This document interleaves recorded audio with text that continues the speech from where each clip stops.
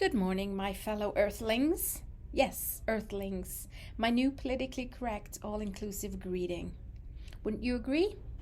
Help me start a trend here. Thank you for allowing me the honor of being here today to share my passion with you. Thank you to the hosts of the UAS Summit and Expo and all the beautiful Earthlings of North Dakota. AAM, Advanced Air Mobility, is coming to a town near you. Are you ready? By the end of this brief session, I shall have handed you some tools to help you get started. The rest will be up to you. First, who am I?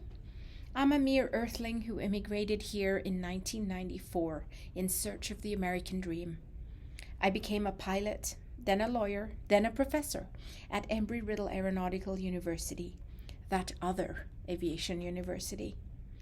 Sorry, UND, there's an eagle in your midst. I volunteer with the FAA as a safety rep and a drone pro. I write legal textbooks, articles, and papers. I'm just a big geek. Clearly, my passion is aviation, law, and all flying things, but also dogs and motorcycles.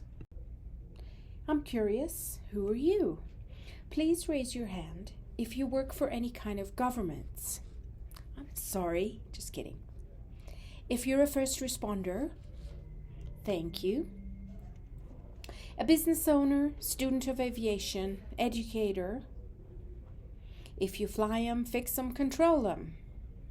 I need to know who you are so I can give you the right tools today. Let's face it, AAM is a growing market. We live in a society that values time and money. Time is finite. Money is not. The AAM industry promises to give us our time back. So how do we capitalize on this industry, embrace this new technology, train our workforce for the new jobs created, build the correct infrastructure, safely integrate into our airspace, and make money while doing it? All this without harming the environment any more than we've already done. If I had all the answers, I most certainly wouldn't be standing here today, talking to you fine Earthlings. I'm pretty sure I'd have my toes in the sand at a beach somewhere, with a drink in my hand. But I do have some helpful tools for you today. So here goes. You may be familiar with these beautiful new aircraft. This one is Archer Midnight, configured to operate with a pilot on board, and up to 4 passengers, plus carry-on luggage. Engineered for speeds of up to 150 miles per hour. Fully electric, powered by 6 independent battery packs, each supporting a pair of electric engines. Let's address the elephant in the room. Electric vehicles. We have much work to do to prepare our electric grid to handle them. Our country's grid needs to be fueled by more green energy. More solar panels need to cover roofs and covered parking lots, more wind turbines, more hydropower, dare I say nuclear power too. What is the use of electric vehicles if the power to charge the batteries comes from non-green sources? And talking of the electric grid, does our nation's power grid have the capacity to power all these electric vehicles, both on the roads and in the air? Sounds like collaboration is needed between power companies and local governments. By the end of my spiel here today, I hope to have inspired these conversations. This one is Joby's, also fully electric, powered by 6 electric motors, designed to have a pilot on board. Sidebar, talking of batteries and the resources to build them. Here's another task for us here in the US. Figure out a way to mine near-Earth asteroids for the precious metals needed for these batteries, so we don't need to ravage our planet mining for them here on Earth. In 2001, NASA's Near-Earth Asteroid Rendezvous Shoemaker mission landed on an asteroid and gathered data about it. Then, in 2010, Japan's Hayabusa landed on an asteroid and returned samples to Earth. Perhaps we need to do this on a large scale and mine these near-Earth asteroids for these precious minerals for our battery production. In fact, in 2015, our US Congress enacted the Space Act, a provision of which sets up the legal framework for property rights of those who perform this near-Earth asteroid mining. But back to the topic at hand. You may be familiar with Volocopter, the German AAM company, and their aircraft Velocity, powered by battery technology designed to have a pilot on board.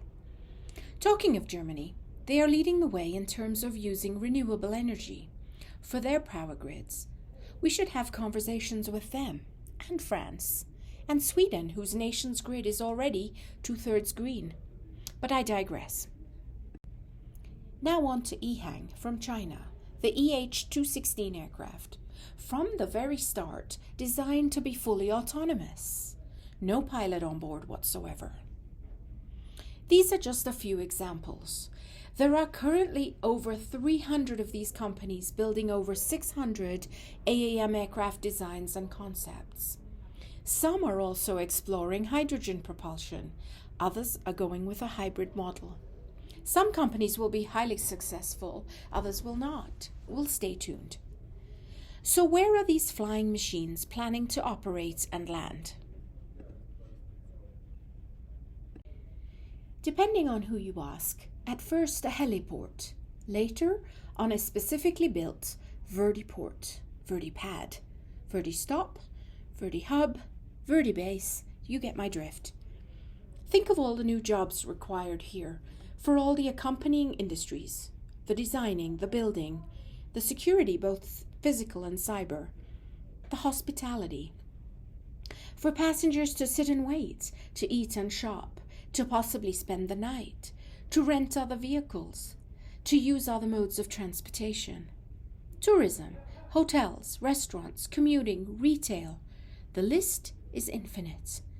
According to Urban Air Mobility News, the world is planning over 1,000 vertiports for construction by 2028. Just think, even if only half make it to fruition, that's still quite a huge figure.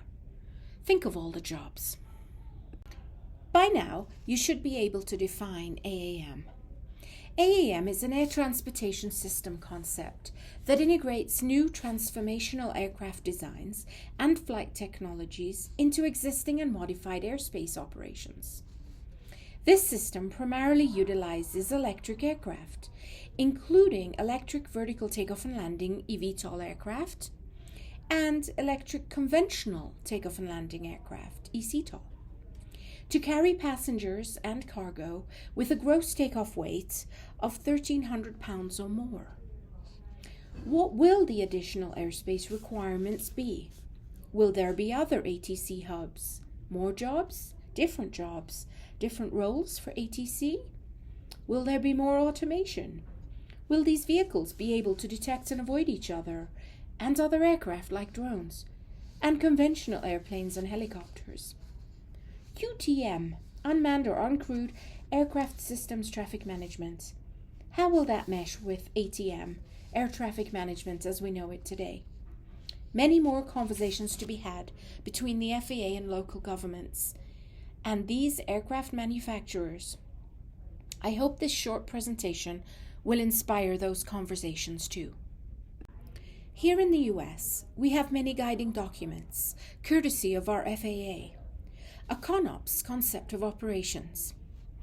Side note, UAM, urban air mobility, what we used to call AAM years ago, now is considered a subset of AAM because the idea is that AAM is not strictly for urban use. The FAA has also released an engineering brief, EB-105, and is already working on a revision, EB-105A, to guide the development of these vertiports. In 2022, US Congress enacted the AAM Coordination and Leadership Act, directing the DOT and FAA to regulate this industry. In 2024, the FAA Reauthorization Act made more recommendations, like increasing air traffic controller hiring, like creating rules for certifying AAM pilots, and operational rules for powered lift aircraft. The FAA defines a powered lift aircraft as a heavier-than-air aircraft that can take off and land vertically, fly at low speeds, use engine thrust or engine-driven lift devices for lift during takeoff and landing, and use non-rotating airfoils for lift during horizontal flight. Last year, in 2023, the FAA released their implementation plan for AAM, called Innovate 28, in preparation for the Olympic Games in Los Angeles in 2028, and a roadmap for AI, artificial intelligence. Don't worry though.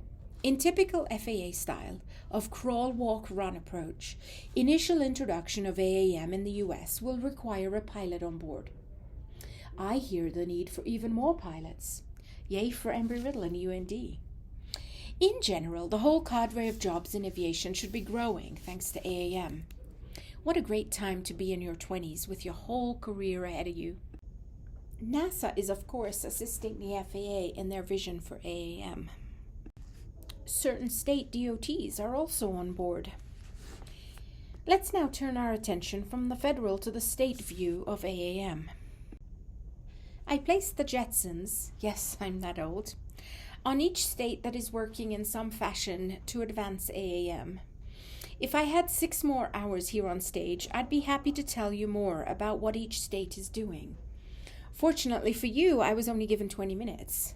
But all is not lost, because I wrote a 73-page paper just for this conference, so you can read all about what the states are doing, and the rest of the world too.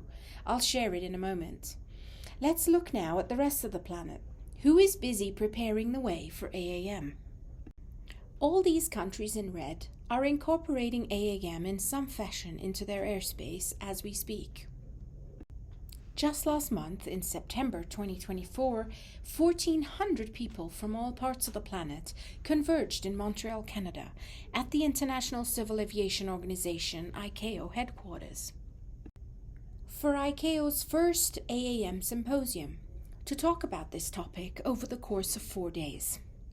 If you're a geek like me and you didn't get to go, ICAO TV is your friend. You can sign up for free and watch the recordings of all the sessions, keynote speeches, and panels. You will see that some nations are far more advanced in their operations than we are here in the US. We should look at what they're doing and what they're doing right and have those conversations across the planet, so we too can benefit here in the US. You've probably watched the recent news about all the work helicopter crews have done bringing relief to those communities in North Carolina who were hit by Hurricane Helene. After I'm done talking in a few minutes, I challenge you with a task. Look around you, within your organization, within your community. Where do you see a need for AAM? Where could AAM save lives, enhance lives, save time, create jobs, increase revenue, help our planet? You are constrained only by your imagination. I leave you with this challenge. How could AAM benefit you? Here is the paper I promised you that I wrote for this conference. This 73-page paper includes regulations, laws, policies at both the federal and state and local level here in the US, as well as all countries around the planet that have embraced AAM. Not just laws, but also news to bring you up to speed on who is doing what and where and how. Like where to find Beta Technologies electric aircraft charging stations, or where to find Florida's vertiports or Texas vertiports. News about Italy's vertiport that has been operational since 2022, and so much more. It will equip you with a foundational knowledge. The rest is up to your imagination, your dedication, your passion. But wait, there's more. And I feel like an infomercial now. I mentioned earlier that I am a professor at that other aviation university, Embry-Riddle. I teach aviation and drone and AAM law. In 2022, I wrote this legal textbook for my students on UAS and AAM law. In 2023, Embry-Riddle published it through the Office of Open Education Resources, meaning it's free to not just my students but the whole world. This ebook is my parting gift to you today. This ebook that I get the distinct pleasure of updating whenever I want, which is almost daily. Unlike my other printed textbooks or the paper I just shared, this ebook keeps pace with the ever-evolving world of UAS and AAM. This ebook contains not just the world's UAS and AAM laws and policies, but also AAM news. We live in exciting times. Aviation is fast evolving. AAM is indeed coming to a town near you, and I hope you now feel a little more ready. It has been an honor to share this time with you, and I'll be here at the conference till tomorrow if you'd like to chat more with me, or you can always connect digitally on LinkedIn. Thank you.